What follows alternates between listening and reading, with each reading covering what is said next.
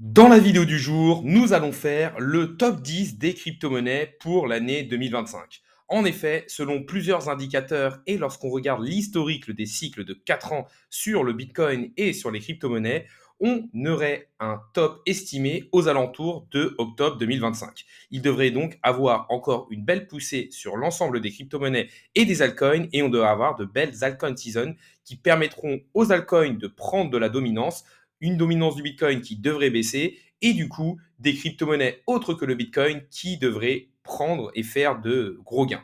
Donc l'objectif de cette vidéo, c'est de vous parler de 10 projets. Je vous en donnerai aussi quelques bonus. Le top 10 crypto selon moi. Alors, il n'y aura pas de Bitcoin, il n'y aura pas d'Ethereum. Le but, c'est un peu de se mouiller et de prendre un peu des risques et pas de vous faire un top crypto en vous mettant que des cryptos du top 15 ou du top 20. Je cherche des cryptos qui n'ont pas forcément déjà explosé et qui ont des gains potentiels énormes. Après, il faut se dire que forcément, si on rentre en récession aux États-Unis et que le S&P 500, le marché américain, part à la baisse, forcément, ce sera dur pour les cryptos de performer. Donc, il faut bien vous dire que déjà, vous n'arrivez pas au meilleur moment parce que les marchés ont déjà bien donné. On voit que le Bitcoin est quand même passé d'environ 15-16 000 dollars à 103 000 dollars, qui a déjà eu de belles perfs. Après, pour moi, on n'a pas encore eu la grosse altcoin season avec tous les altcoins, c'est-à-dire les autres crypto-monnaies que le Bitcoin qui ont explosé. Donc je pense qu'il reste encore de la performance à aller chercher, mais c'est pas le meilleur moment forcément pour rentrer. De plus, même si certaines de ces cryptos peuvent faire des x10 ou des x20, il faut vous dire qu'il faut prendre ses profits assez rapidement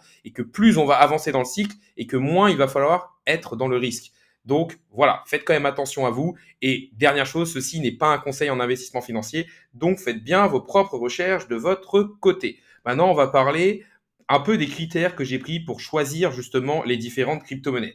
Les premiers, c'est qu'ils soient dans des narratifs intéressants, des narratifs qui, selon moi, vont bien marcher dans le bull run à venir. Donc, principalement l'intelligence artificielle, la dépine et peut-être aussi les real world assets ou les actifs tokenisés du monde réel. Je veux aussi qu'ils soient dans des écosystèmes intéressants. On a vu que Solana a été mis pas mal sur le devant de la scène. On sait que Coinbase, qui en plus est mise en avant aux États-Unis, risque de bien fonctionner et du coup d'avoir une espèce de hype sur lui. Je vais aussi regarder les tokenomics, est-ce qu'il va avoir une énorme pression vendeuse sur le jeton, regarder l'action de prix, est-ce que la crypto a déjà fait un x10 ou comme le Bitcoin, est-ce que la crypto a déjà donné la majorité de sa performance. Ensuite, je vais aussi regarder est-ce que le projet a déjà vécu des cycles avant ou pas. Forcément, je pense qu'il faut privilégier les projets nouveaux qui vont avoir une nouvelle hype et qui n'ont pas eu encore un cycle de hausse. En effet, beaucoup de crypto-monnaies ont déjà vécu des précédents cycles et du coup, les investisseurs dans leur tête se disent, OK, cette crypto-monnaie-là a réussi à atteindre tant de market cap. Elle a été tant en termes de classement sur CoinMarketCap et du coup, ça donne un espèce de plafond de verre qui donne des cibles aux personnes. Alors que lorsque vous rentrez dans un premier cycle pour une crypto et qu'il n'y a que de la découverte de prix, là, on peut avoir des montants assez fous et souvent, on va survaloriser cet actif. Ensuite, j'ai bien sûr regardé est-ce qu'il y a de la communauté parce que le côté communautaire, hype et traction est plus important limite que le fondamental, surtout quand on arrive dans un blue off top d'un bull run. Et ensuite, on va aussi regarder les possibles listings. En effet, il y a deux choses à regarder. Ça veut dire que est-ce que ces crypto-monnaies vont possiblement avoir des listings sur Binance ou Coinbase et du coup ça va pouvoir les mettre sur le devant de la scène et les faire exploser, ou alors est-ce que ces crypto-monnaies sont déjà sur ces gros échancheurs et donc lorsque les nouveaux vont arriver et toutes les personnes et l'exit liquidity des VC va arriver en fin de bull run, eux ils vont aller sur Binance, sur Coinbase qui sont les deux plus grosses applications, ils vont pas se prendre la tête, et ils vont acheter là-dessus. Donc on va dire que il va falloir trouver une crypto-monnaie entre les deux. C'est-à-dire déjà, soit elle est déjà listée dessus et du coup, elle aura de la hype et les personnes l'achèteront, soit elle va être listée dessus et du coup, ça risque littéralement d'exploser. On va attaquer tout de suite le top 10 par la 10e crypto-monnaie qui pour moi est GMX. GMX, c'est un échangeur décentralisé qui est principalement sur Arbitrum et sur Avalanche. Alors, comme je vous l'ai dit, quand il y a des nouveaux qui vont arriver, ils vont avoir besoin d'acheter des crypto-monnaies. La plupart vont le faire via des échanges centralisés comme Binance ou Coinbase, mais beaucoup de personnes vont aussi aller sur des échangeurs décentralisés en se disant ah ok, c'est ça le côté crypto, je peux les acheter moi-même, je peux avoir mes propres clés. Et du coup, souvent, quand il y a beaucoup de volume, ce sont ces échangeurs décentralisés qui font énormément de gains. GMX, c'est quand même un total trading volume de 246 milliards de dollars, des open interest de 363 millions et quand même quasiment 700 000 utilisateurs.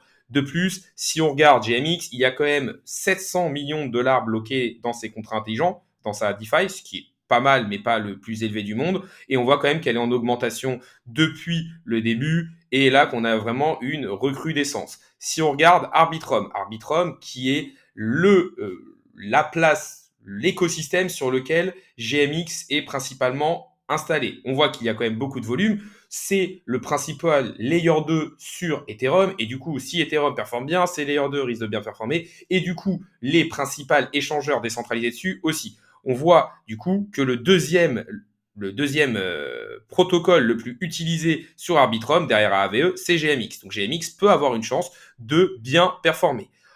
De plus, si on regarde le cours du GMX, on voit que pour l'instant, il est quand même assez à plat, il n'a pas encore explosé. Donc c'est une crypto-monnaie qui est encore dans un range qui est assez intéressant d'acheter. C'est pas encore une crypto-monnaie qui est en découverte de prix, qui a explosé. Elle peut donc prendre énormément de valeur. De plus, on voit que 100% de ces jetons sont en circulation. Il y aura donc, vu qu'il n'y a pas d'offre maximale, une petite pression vendeuse, une petite inflation. Mais voilà, on va dire que là, c'est vraiment l'offre et la demande qui vont choisir le prix de GMX. Donc, on peut sûrement aller vers une belle découverte de prix. De plus, si on regarde, on va dire, un petit peu plus en tant qu'investisseur, on peut voir que sa market cap est seulement de 342 millions de dollars.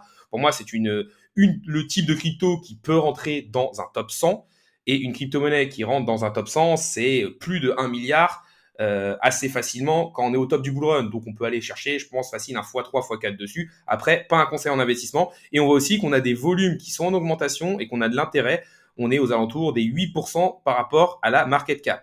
Si on regarde aussi les marchés sur lesquels elle est listée, on va dire qu'elle est déjà listée sur Binance, donc il y a quand même une certaine traction et une certaine visibilité. Maintenant, on voit que c'est pas encore listé sur Coinbase, donc possiblement un listing sur Coinbase pourrait la faire exploser et elle a quand même déjà de la visibilité pour les futurs investisseurs. On va maintenant passer sur la 9e crypto-monnaie de ce classement. Il s'agit d'Aerodrome Finance. Aerodrome Finance qui est lui aussi un projet qui est un DEX, donc un échangeur décentralisé. Comme je vous l'ai dit, pour moi, les échangeurs décentralisés et les échangeurs centralisés sont ceux qui vont faire le plus d'argent en bull run. Et en fait, pourquoi Aerodrome me semble hyper intéressant? Parce qu'il est l'échangeur décentralisé numéro 1 sur Base, l'écosystème de Coinbase, la deuxième plus gros échangeur centralisé au monde. Et ça va faire qu'il va avoir de la hype, il va avoir une traction lors du bull run et lors de la phase de altcoin season.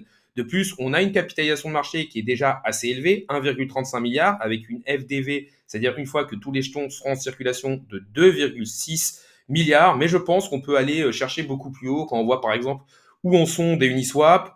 On voit aussi qu'il y a déjà eu quand même une belle performance, donc c'est pour ça que je ne la mets que 9e. C'est le type de projet, s'il n'avait pas encore explosé, je vous en avais parlé un peu plus tôt, je crois qu'on était, on était à peu près à 2-3 fois moins cher que le prix actuel.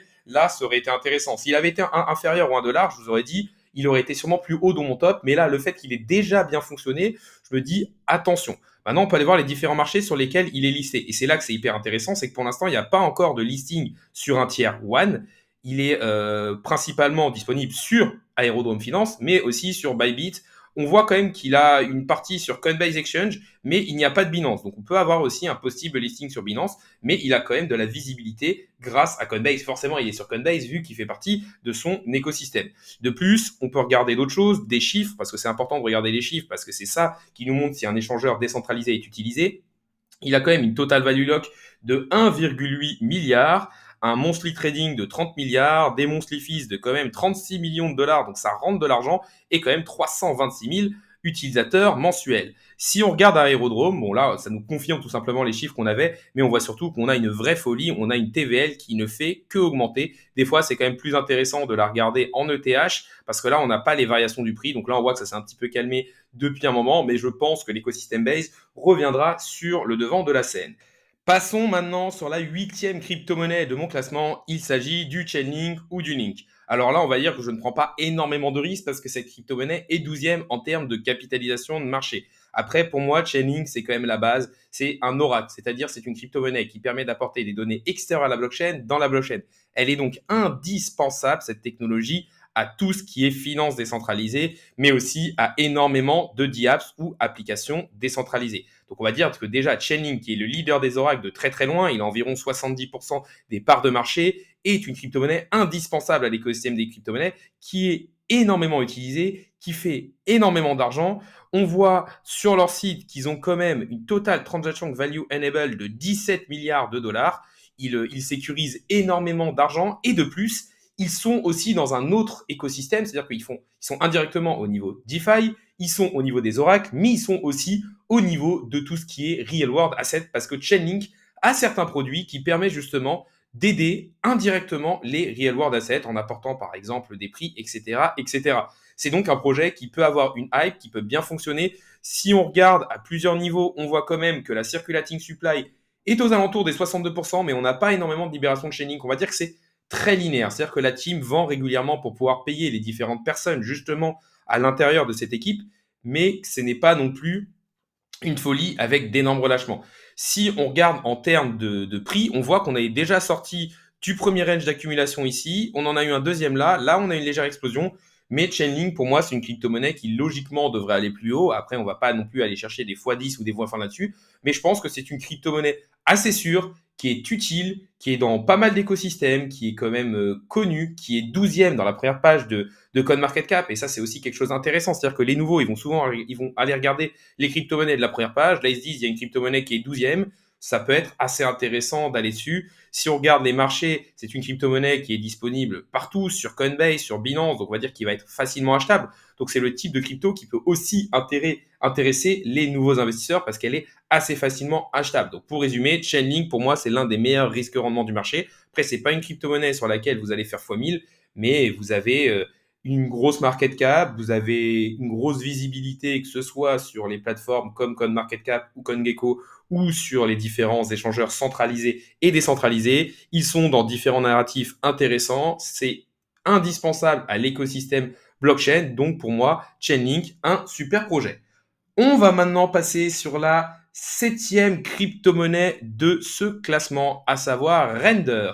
Render qui est tout simplement au niveau de la dépine des GPU décentralisés et du rendering. Ils sont leaders à ce niveau-là et je pense que l'écosystème de tout ce qui est dépine mais qui est aussi relié à l'intelligence artificielle, c'est-à-dire qui est sur deux narratifs, peut exploser. En effet, avoir une crypto-monnaie qui est dans plusieurs narratifs en même temps, c'est super intéressant. Encore une fois, on n'est pas sur une crypto qui va vous faire le prochain x1000. On a déjà une market cap de 4,4 milliards de dollars. On a quand même d'énormes volumes dessus. Et on voit qu'en termes d'offres, 100% des renders de l'offre maximale sont quasiment déjà. On a déjà une énorme partie qui a déjà été émise. Donc on ne devrait pas avoir une énorme pression sur le jeton. Maintenant, ce qu'il faut se dire, c'est que Render est une crypto-monnaie qui a déjà bien performé. On est passé de 50 centimes au top à plus de 12 dollars. Donc, on a déjà fait des fois 30, fois 40 dessus. Là, on est déjà parti. On a un petit retracement. Je pense tout simplement que c'est une crypto-monnaie qui, étant le leader de l'intelligence artificielle avec Tao Bin Tensor, peut être mis assez facilement sur le devant de la scène. De plus, ils sont dans deux des narratifs qui vont le plus performer. Ils ont une tokenomics qui est plutôt pas mal. Et surtout, moi, ce que je retiens, c'est que le marché a de la mémoire. On a vu sur la première partie de Bull Run, là, on s'était un petit peu excité avant la longue traversée du désert du Bitcoin. On a vu que Render est l'une des crypto-monnaies qui a bien performé. Là, pour l'instant, on n'est pas en ATH. Je pense que Render est le type de crypto-monnaie qui peut faire de très beaux multiples. Et c'est pour ça que je le mets septième au niveau de mon classement. Maintenant, on va passer sur la sixième crypto-monnaie du marché. Il s'agit de ASI, l'Artificial Super Intelligence. Et tout simplement, pourquoi ce projet? Parce qu'ils sont au niveau de l'intelligence artificielle.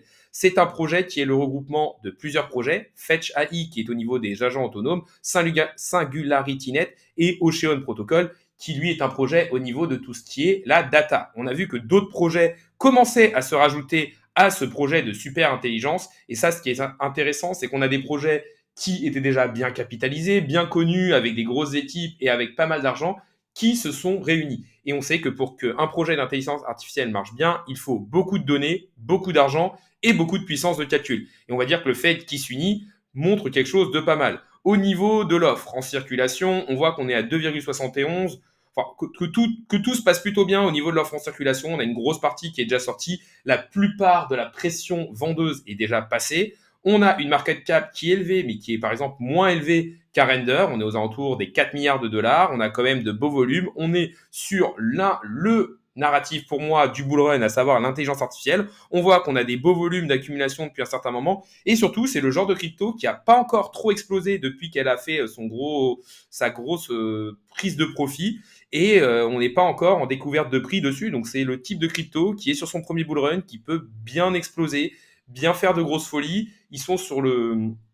Ils ont des projets intéressants. D'un point de vue fondamental, c'est intéressant. Je trouve qu'il y a vraiment pas mal de choses qui me font penser que ce projet peut bien marcher. Si on regarde au niveau des différents échangeurs, ils sont listés partout. Coinbase, Binance, ils sont 36e en termes de market cap. Et moi, je pense qu'on n'a pas eu encore l'âge d'or de l'intelligence artificielle. Je pense que dans une grosse alt season, c'est le type de projet qui peut tout simplement péter. Et c'est pour ça que je l'ai mis en 6e position.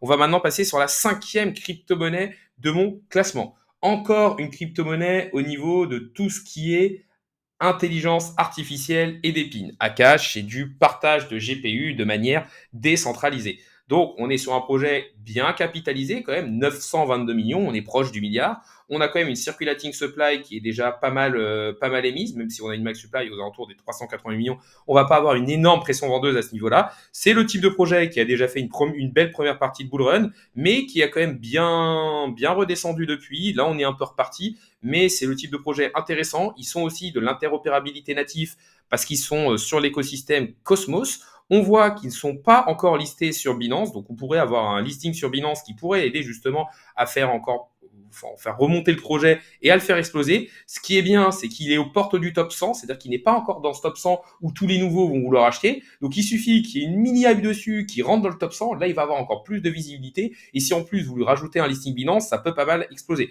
En plus, il est au niveau de la dépine et de l'intelligence artificielle. On voit qu'il y a quand même des volumes qui sont intéressants, même si là on voit que ça s'est un petit peu calmé en ce moment.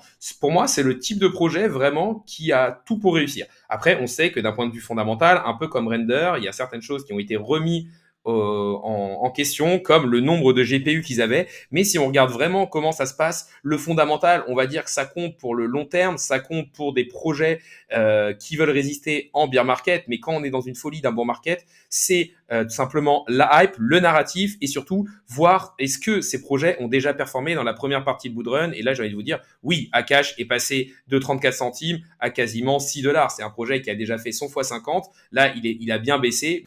Le projet qui est au pied du podium à la 4e position, c'est io.net. Vous allez me dire, on est encore sur du dépile, encore sur de l'intelligence artificielle, mais je vais vous redire la même chose. Pour l'instant, pour moi, les projets d'épines n'ont pas encore littéralement explosé. Ils vont avoir, pour moi, je pense, une grosse place dans leur alt season et l'intelligence artificielle devrait avoir une grosse hype aussi. C'est un projet nouveau qui est sorti lors de ce bull market, donc il n'a pas encore eu de réelle découverte de prix. On a eu un listing Binance, donc on a eu cette caractéristique pump, dump, stabilisation et réexplosion. Il a une market cap qui est encore en dessous du demi-million, du demi-milliard, donc qui est pas mal, mais assez faible. Il faut quand même se dire qu'au niveau de sa circulating supply, avant la fin d'année 2025, on devrait avoir 2 fois plus d'IO.net en circulation. Donc, il va quand même avoir une pression vendeuse sur le jeton. Maintenant, je trouve que c'est quand même le type de projet qui peut avoir un intérêt. Encore une fois, ils sont c'est au niveau du partage de GPU décentralisé, mais leur objectif, c'est plus de se tourner vers la partie demande, c'est-à-dire de répondre vraiment à la demande des différents clients qui est principalement au niveau du gaming, de pouvoir avoir un PC gaming de manière décentralisée, enfin de manière sans avoir le PC devant soi, en fait jouer grâce à une connexion internet avec des PC de gamers et l'intelligence artificielle. Et leur but c'est juste d'avoir des cartes graphiques d'un niveau très élevé pour justement pouvoir répondre à ça. Ils sont pas exactement sur le même marché que Render et Akash Network. De plus, on voit qu'il y a vraiment un retour de hype en ce moment, un volume sur 24 heures qui correspond à 42% de la market cap. C'est-à-dire qu'on est vraiment dans des phases d'accumulation où des personnes sont en train de chercher. Comme je vous l'ai dit, on a eu un listing Binance, donc il est sur Binance, il est sur Coinbase, donc on ne pourra pas jouer forcément un listing qui fera exploser le prix. Par contre, c'est une crypto-monnaie qui est déjà bien, qui est visible sur pas mal justement sur tous les plus gros échangeurs et elle n'est pas encore dans le top 100. Donc si elle arrive à rentrer dans le top 100, elle pourra avoir une accélération au niveau de son prix. Voilà, moi j'ai pas vraiment grand-chose à vous ajouter là-dessus. J'ai une vidéo dédiée si vous voulez avoir plus de détails sur io.net, mais en fait, je me répéterai un peu parce que c'est vrai que j'ai classé énormément de projets qui sont entre d'épines et justement intelligence artificielle. Après, io.net a un autre gros point fort, c'est que c'est le projet de GPU, mais qui est au niveau de Solana. Solana, l'écosystème qui a été le plus mis en avant. Donc on va dire qu'il y a tout sur ce projet, c'est-à-dire un narratif, mais plusieurs narratifs, un écosystème intéressant, une tokenomics qui met un peu de pression, mais ça va, une action de prix où on a eu la digestion du listing Binance et on est en train de reprendre, des belles accumulations au niveau des volumes, un projet nouveau qui peut être mis sur la hype, enfin qui peut avoir pas mal de hype, une belle communauté. Il manque peut-être les possibles listings, mais on va dire qu'il y a déjà une belle hype qui peut être sur ce projet. On va maintenant passer sur la première crypto du podium. Il s'agit d'Alephium avec son token, le ALPH. On est sur du Proof of Less Work. En fait, c'est une blockchain qui vise à faire du Proof of Work comme le fait Caspa et comme le fait le Bitcoin, mais tout simplement en recalculant la difficulté de minage à chaque bloc pour pouvoir justement utiliser et consommer le moins d'énergie possible. Donc c'est un projet hyper intéressant avec un écosystème encore petit mais qui se développe de plus en plus, qui a de beaux partenariats, qui pourrait profiter de la hype qu'on a eue sur Caspa. Caspa, c'est l'une des crypto-monnaies qui a le mieux performé sur la première partie de Bull Run. Comme je vous l'ai dit, le marché a de la mémoire, donc je pense que Caspa marche encore, mais Caspa est déjà très très capitalisé. Donc je me dis, on peut encore aller chercher des beaux multiples sur Caspa, mais souvent à l'Ethereum, on le compare un peu comme le nouveau Caspa, le Caspa-like. Et donc du coup, si Caspa marche bien, il pourrait bien fonctionner. Il a un peu dans cette même technologie que le Bitcoin, donc ça pourrait bien fonctionner. On a une market cap assez faible de 200 millions de dollars, donc on peut encore aller chercher. Sur la première partie de Bull Run, c'est une crypto-monnaie qui est allée chercher son x10, donc on est plutôt pas mal. Là, on est dans un range d'accumulation qu'on est en train de venir retester. Donc, d'un point de vue graphique, on est pas mal. On voit qu'on a eu quand même des beaux volumes d'accumulation.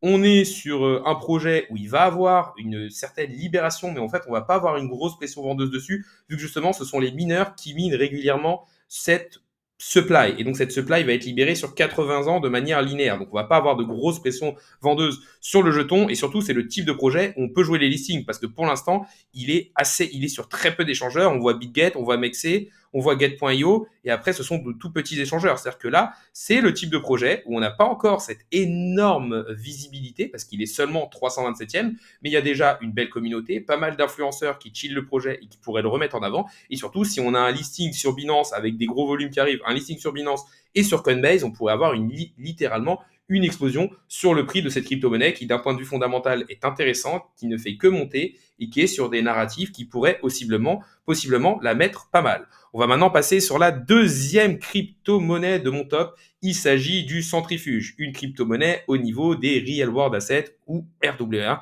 la tokenisation d'actifs réels. Là, je prends un peu plus de risques, mais en fait, pour moi, il y a pas mal de choses qui me font dire que Centrifuge pourrait bien fonctionner. Déjà, on est sur un narratif qui, pour moi, est un narratif qui est poussé par BlackRock, qui pourrait donc bien marcher dans ce bull run, les Real World Assets. De plus, Centrifuge a une market cap pas non plus très élevée. On voit qu'on est sur du 213 millions et qu'en plus, on a une énorme partie de la supply qui est déjà émise. Et c'est en partie ça qui a fait que le projet a eu du mal à bien performer, c'est qu'on a eu d'énormes libérations de tokens. De plus, c'est un projet, comme je vous l'ai dit justement, qui est encore intéressant. On est encore plutôt à plat, donc ça fait partie de ces projets qui sont encore dans une bonne zone d'accumulation pour pouvoir en acheter. Si on regarde les différents marchés, on voit que là encore, on peut jouer des listings intéressants. On n'a pas Coinbase et on n'a pas Binance. C'est-à-dire qu'on pourrait avoir le listing d'un de ces projets-là qui pourrait encore faire exploser l'hype. C'est-à-dire qu'en fait, si on a une hype sur les RWA, que Centrifuge commence à prendre, qui se rapproche du top 100, il rentre dans le top 100, cercle vertueux, ça fait qu'encore plus de personnes le voient, plus de nouveaux l'achètent.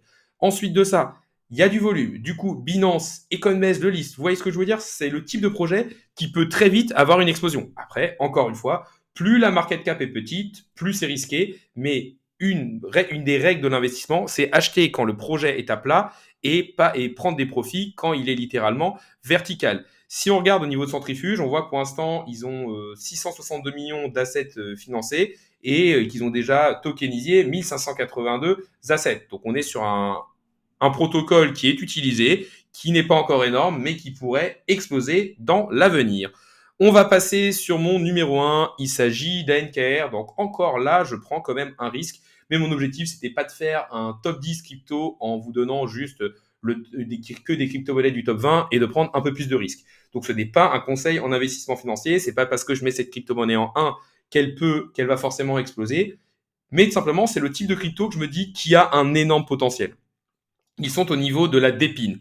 Ils sont utilisés par par tous les plus gros projets. Si on va sur leur site internet, là, on voit par quel projet est utilisé ANKR. On voit Arbitrum, Optimism, Solana, Polygon, Ethereum, Phantom, Avalanche, Binance. Ils sont utilisés par tout le monde. Leur technologie de nœud décentralisé est utilisée par tout le monde. Ils ont une supply parfaite. 10 milliards d'ANKR, supply max 10 milliards, total supply 10 milliards, tout a été émis. Le prix va donc refléter l'offre et la demande. Au niveau de la market cap, on est sur un demi-milliard, donc on peut encore pas mal pousser. C'est un projet qui, pour l'instant, est toujours dans le haut de son range d'accumulation. Donc on est encore bien pour pouvoir en accumuler. Si on regarde les différents marchés, ANKR est déjà listé partout, donc il a une certaine visibilité. Binance, Coinbase, et si la dépine remonte à ce niveau-là, c'est-à-dire des infrastructures décentralisées, ANKR pourrait pousser un petit peu, rentrer dans le top 100, avoir plus de visibilité, et du coup, il a déjà aussi de la visibilité pour les nouveaux sur les plus gros échangeurs. Pour moi, c'est un projet que je trouve hyper intéressant d'un point de vue fondamental, qui est réellement utilisé, qui a vraiment des revenus, qui a une supply qui est pas mal, qui est sur un bon narratif et qui surtout est encore dans une phase d'accumulation. C'est pour ça que je me dis, c'est mieux de vous mettre un projet comme ça que vous mettre un Solana qui est déjà sur ses plus hauts historiques. Et oui, Solana, ça peut peut-être encore aller chercher un x2, un x3, mais je pense pas que ça puisse littéralement encore exploser, sachant que c'est déjà très capitalisé, que ça a déjà tiré énormément sur la hype et qu'au bout d'un moment, les gens voudront peut-être voir autre chose. Je peux vous donner d'autres crypto-monnaies un petit peu bonus que j'ai hésité à mettre dans ce top. La première, c'est Spectral. Spectral qui est au niveau des agents IA. C'est une hype qui est en train de monter, qui pourrait exploser encore un peu plus lors du bull run. Après, personnellement, j'ai pas voulu la mettre dedans pour deux raisons. Déjà, je trouve que c'est une hype qui a déjà bien explosé, que Spectral est déjà bien monté, et surtout, c'est une crypto-monnaie que je n'ai pas en portefeuille et que je n'ai pas énormément étudiée. Donc, elle est intéressante à regarder. Elle est un peu dans le même délire que Virtual, qui a bien explosé aussi, mais je me dis, il faut faire attention à ce que ce soit pas une hype passagère. La deuxième crypto-monnaie, c'est AVE, le leader au niveau de tout ce qui est finance décentralisée. Pourquoi je ne l'ai pas mis dans mon top 10? Parce que j'avais déjà mis Chainlink qui était sur les RWA, mais je pense que si Ethereum explose, AVE explosera. On a déjà vu un AVE qui est parti de 60 $ et qui est déjà à plus de 300, presque 400 $, donc qui a déjà bien performé, mais c'est le ponte au niveau de tout ce qui est emprunt et prêt décentralisé. Ensuite, au niveau des RWA, il y a aussi Pendle, dont je pourrais vous parler, mais c'est déjà un projet qui a déjà bien explosé. Et je me suis dit que voilà, c'est un projet bonus que je vous laisse étudier. Il y avait aussi Aetir qui était au niveau des GPU décentralisés entre la Dépine et l'IA. Mais là, encore une fois, j'avais déjà mis Render, Akash et IO.net. Je ne me voyais pas en mettre 4 sur 10 dans justement un top 10. Je le voulais un peu plus ouvert au niveau des différents narratifs. Et le dernier, qui est Axelar, qui est sur Atom Cosmos, qui est au niveau de l'interopérabilité, qui est un projet intéressant, qui pour l'instant déçoit un petit peu en termes d'engagement, en termes de performance, mais qui pourrait, sur une hype de la dépide et de tout ce qui est un peu plus technologique, exploser. Après, il y a quand même ce côté technologique qui m'a fait ne pas le mettre dans le top 10 des crypto-monnaies à acheter pour 2025. On arrive sur la fin de la vidéo, donc déjà n'hésitez pas à liker, à me dire en commentaire quel est votre top 10. N'hésitez pas non plus à vous abonner, ça récompense le travail que je fais au jour le jour. Plusieurs rappels. Déjà de 1, je ne suis pas conseiller en investissement financier, faites bien vos propres recherches. De 2, on a déjà vécu une belle partie du cycle. On peut encore profiter d'une alt season pour exploser justement sur les autres crypto-monnaies que le Bitcoin, mais il va falloir prendre des profits assez rapidement. De 3, si on fait l'étude des cycles, on devrait avoir un top du bull run aux alentours de fin d'année 2025, peut-être octobre. Mais ça ne veut pas dire qu'il faut tout vendre en octobre. Il va falloir suivre les hypes. Et si par exemple on a une hype au niveau de l'intelligence artificielle, il faudra prendre ses profits sur tous vos tokens d'intelligence artificielle. La vidéo du jour est maintenant finie. Salut à tous et à la prochaine.